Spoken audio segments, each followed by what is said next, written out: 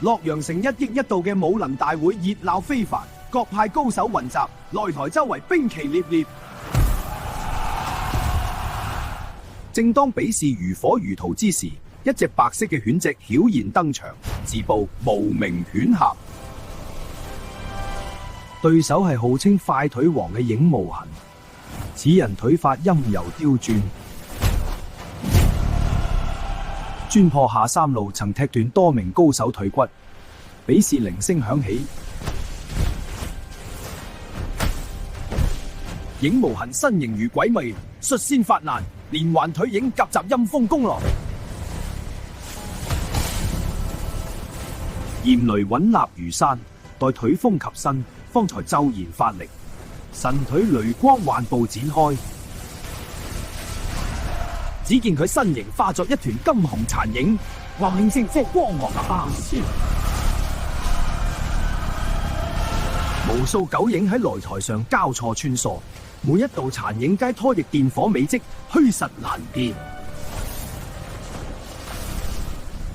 影無痕一腿踢中殘影，卻只擊中空氣。炎雷真身突現，神腿橫掃而出，幻影色藍光如潮水般湧上，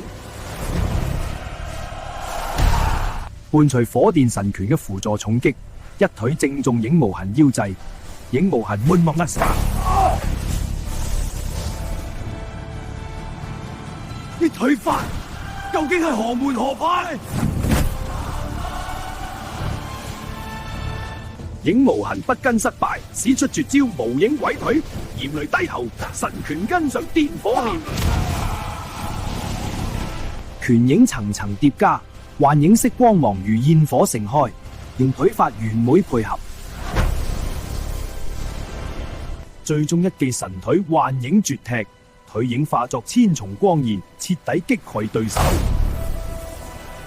打得咁辛苦，飲啖屁屁先，記得點讚同關注。記得點讚同關注。